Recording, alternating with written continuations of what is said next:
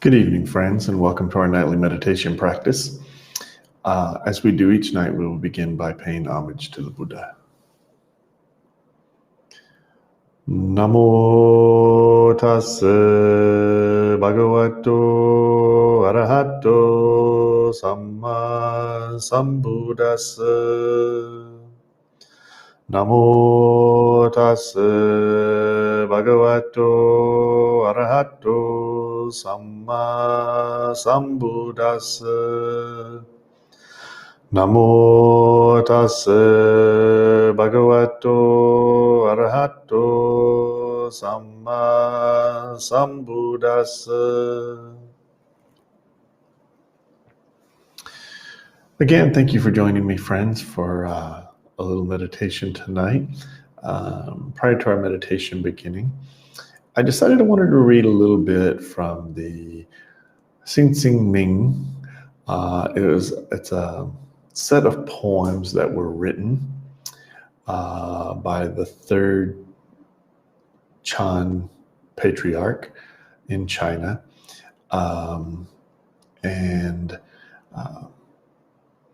He's known for sharing his words of enlightenment, words of wisdom of his enlightened mind through his poetry, which is not unusual in so far as in this 7th century, I think it's about 7th century China, the practitioners of Buddhism in general, but specifically of Chan in China, were kind of the just intellectual sorts of the country. And so many of them were famed for their calligraphy, their artistry.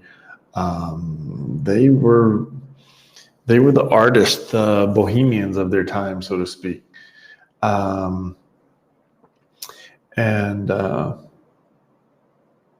So Chan and its heavily influence from Taoism played a big role in monastic life, as many would just go live in the mountains and practice meditation, etc.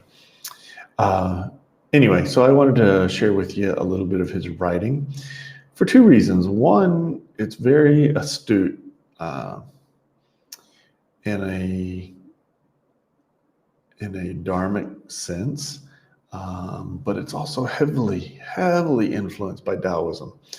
And as most of you know, I've been studying the influence of Taoism in Chan, and those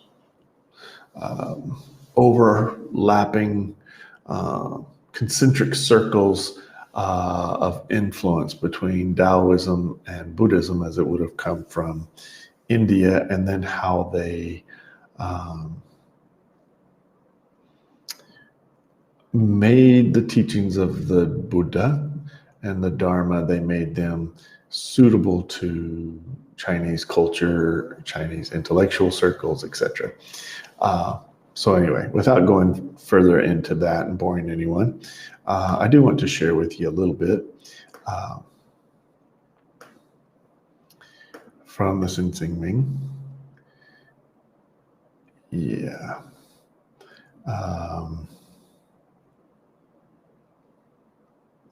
Okay, so I'm going to start right over here and read a couple of pages, and just so you see what I mean.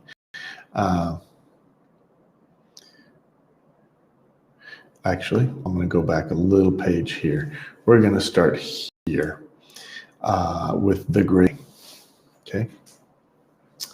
The Great Way is embracing and spacious. To live in it is neither easy nor difficult. Those who rely on limited views are fearful and irresolute. The faster they hurry, the slower they go. To have a narrow mind and to be attached to getting enlightenment is to lose one's center and go astray. When one is free from attachment, all things are as they are, and there is neither coming nor going. When in harmony with the nature of things, your own fundamental nature, you will walk freely and undisturbed. However, when mind is in bondage, the truth is hidden, and everything is murky and unclear. And the burdensome practice of judging brings annoyance and weariness. What benefit can be derived from attachment to distinctions and separations? If you wish to move in the one way, do not dislike the worlds of senses and ideas. Indeed, to embrace them fully is identical with true enlightenment. The wise person attaches to no goals, but the foolish person fetters himself or herself. And then you see I have this highlighted. This is one of my favorite quotes. There is one Dharma without differentiation. Distinctions arise from the clinging needs of the ignorant. To seek mind with the discriminating mind is the greatest of mistakes. Rest and unrest derive from illusion. With enlightenment, attachment to liking and disliking ceases. All dualities come from ignorant inference. They are like phantoms, hallucinations. It is foolish to try to grasp them. Gain and loss, right and wrong, finally abandon all such thoughts at once. If the eye never sleeps, all dreams will naturally cease. If the mind makes no discriminations, the 10,000 things are as they are, of single essence. To realize the mystery of this one essence is to be released from all entanglements. When all things are seen without differentiation, the one self-essence is everywhere revealed. No comparisons or analogies are possible in this causeless, relationless state of just this one. So I want to point out here, if the mind makes no discriminations, the 10,000 things are as they are of single essence. That is 100% straight from Taoism.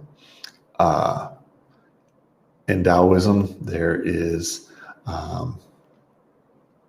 this belief, as explained by David Hinton in his translation from Chinese into English, and he is a poet, so his translation is artistic, much the way it would have been when these Chan masters were adopting Taoism.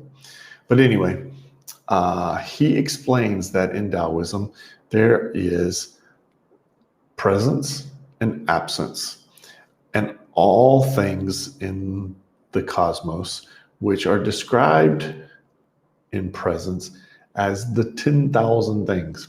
10,000 is just meant to be a large number, but it represents everything that exists in physical form.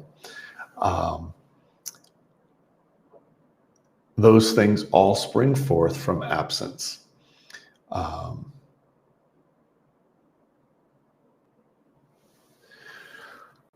And so as Taoism tries to teach, one needs to become aware that there is this oneness. And Thich Nhat Hanh calls it interbeing, but that everything is as one.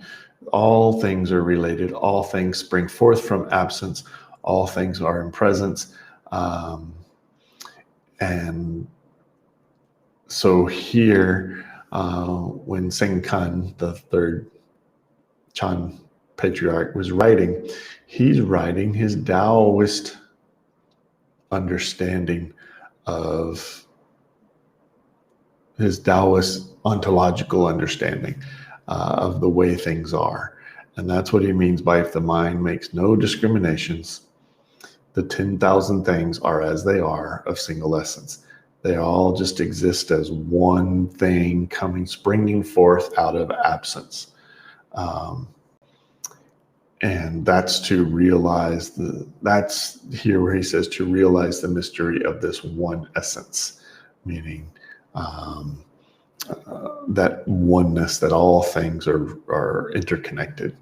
So anyway, I find that both fascinating but also interesting that it is Taoism expressed here by a Chan Buddhist, in quotation marks, Buddhist master.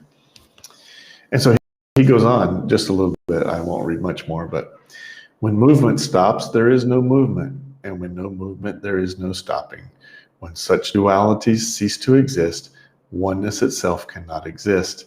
To this ultimate state, no large description applies. For the realized mind at one with the way, again, that is the Tao, the way, all self-centered striving ceases. Doubts and irresolutions vanish, and the truth is confirmed in you. With a single stroke, you are freed from bondage. Nothing clings to you, and you hold to nothing. All is empty, clear, self-illuminating, and with no need to exert the mind. Here, thinking, feeling, understanding, and imagination are of no value. In this world, as it really is, there is neither self nor other than self. There is that interlink there, that concentric circles of Buddhism and Taoism, where one has to lose themselves in order to find themselves, in order to find the true self, which here is explained as no self. To know this reality directly is possible only through practicing non-duality.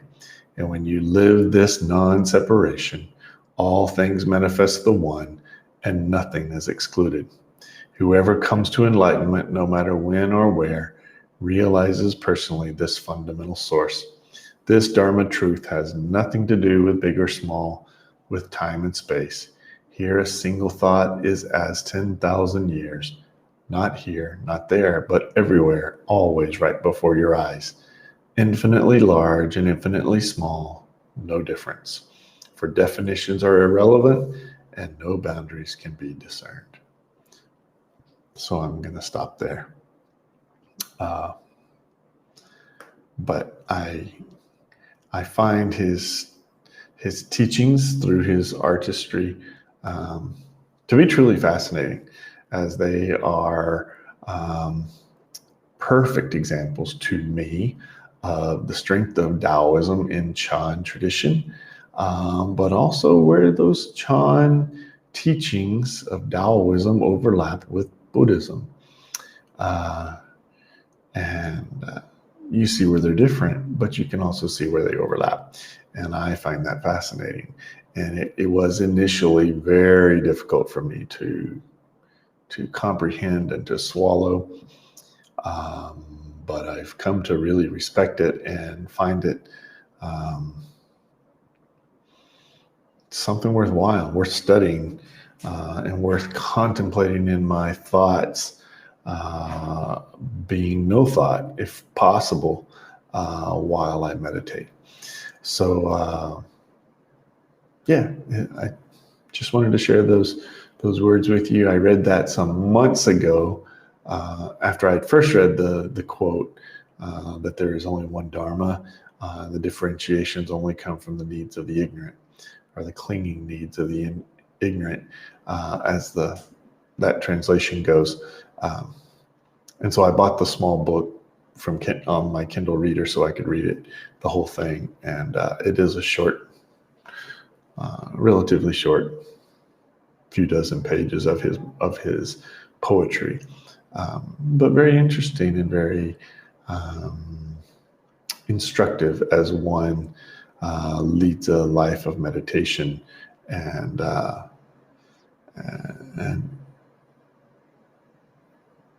introspection.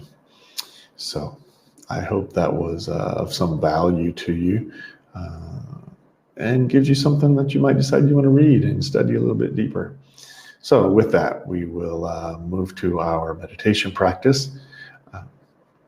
And then, as we do each night, we will end with the reading of the Bodhicitta prayer. So,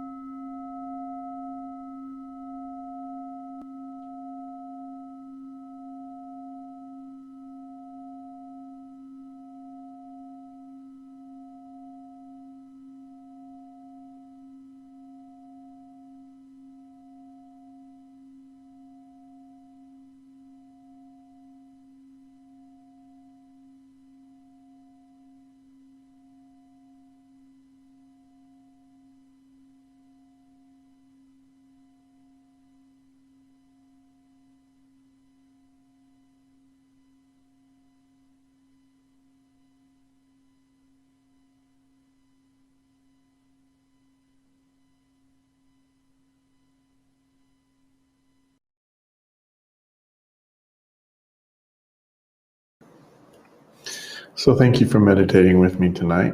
As we do each night, we will end with a reading of the Bodhicitta prayer.